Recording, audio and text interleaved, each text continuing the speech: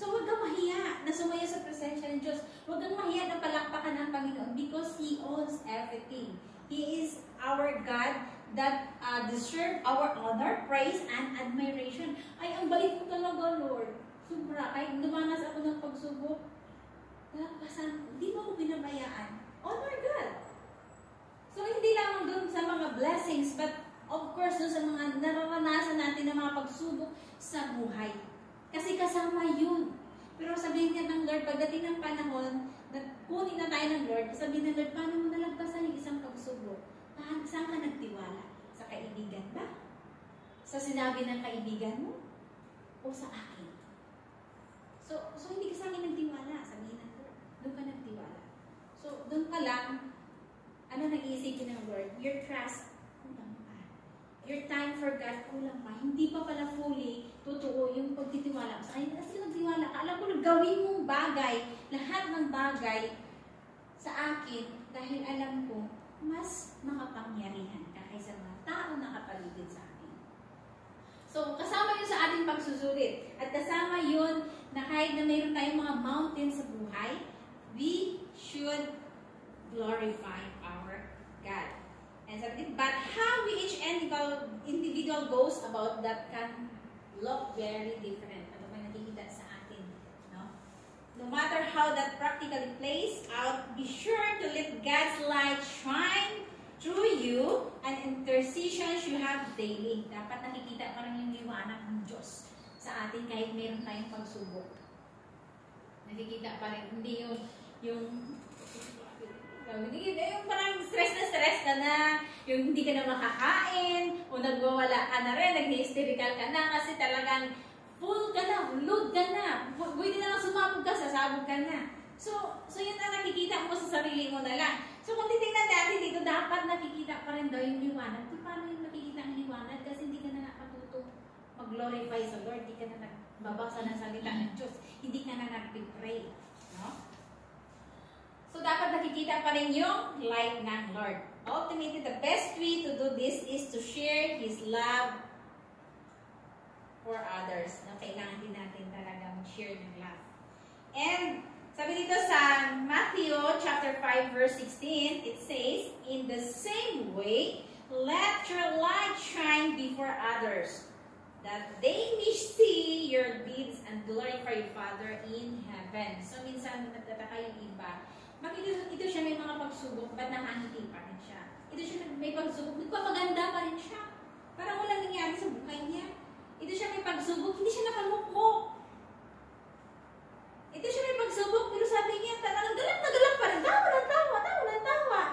Why? Because the joy of the Lord is in you, is in us. At yun yung liliwanag sa atin, yung glory ng Lord. Kasi hindi ka takot na takot din. Alam mo yung Diyos ay mas malaki doon sa nararanasan mo. Amen. So dahil mayroong glory at nag-shine sa buhay mo, pero kung wala, nakikita talaga yan. So minsan ito na, actually mag-aral ko ng Bible school, no? Ito talaga na natutunan ko lagi na-apply ko rin. That it says na, what is inside, it determines your outcome.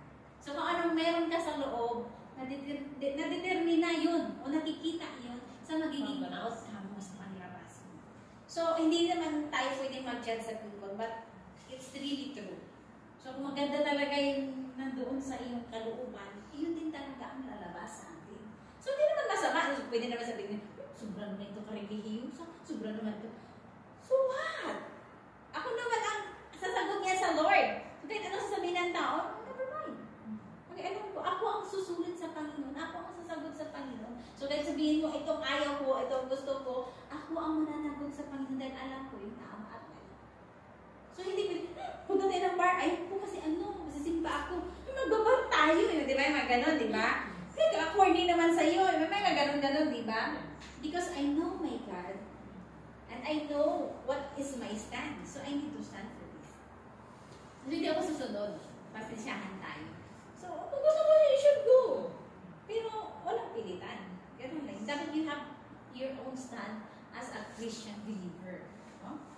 Alam natin yung Diyos natin. So, kailangan talaga panindigan mo yun. Kasi later on, pagdating ng panahon, kung anong ginawa sa buhay sa kanya na yun, let's pray for them na lang. Kaya kailangan nagsha-shine. Merong liwanag na nakikita sa ating mga buhay. Kaya bakit minsan nagsasabi si Boss, oh, mag-Bible study tayo! Ganon.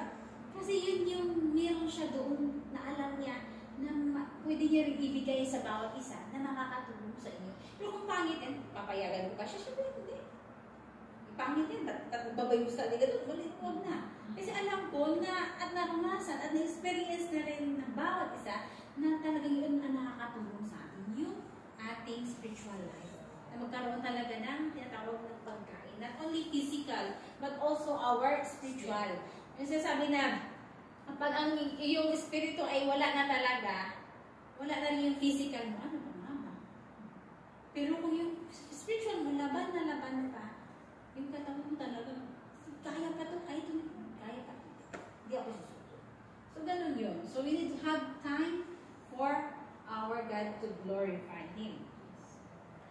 And so glorifying God is to extol His attributes, His holiness, faithfulness, mercy, grace, love, majesty, sovereignty, power, and omniscience.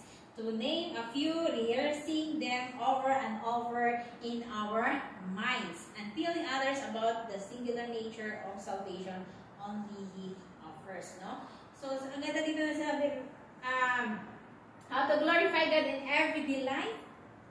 The Bible verse on God's love is a reminder of why we should bring glory to God every day. Without His love, grace, and mercy, we should be unable to live and life He has given us. Our ability to love others stems from His love for us.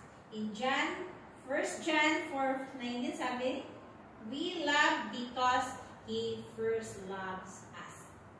Sino una nagmahal sa atin? Si God. Si God talaga. Paano mo masasabi na si God ang nagmahal una sa atin? Paano natin nasasabi yun? Una pa lang, binigyan niya yung kanyang buhay sa atin. Hindi lang yun. Ginawa niya yung mundo. Kung babalik tayo sa creation, binigyan niya tayo ng buhay. Binigyan niya tayo ng pagkakataon na nandito sa ngayon sa panahon natin. Praise God. Amen. Na nandito tayo nakaupo, praise God. Na nakaranas ng mga pagsubok, praise God. Na nakaranas ng mga blessing, praise God. Yeah, so true. Mahal pa rin tayo ng Diyos kahit anong nararanasan natin. So, totoo lang. Yun talaga tayong ganun tayong kahalaga sa Kanya. Ginawa niya tayo, He made us by His own image and likeness.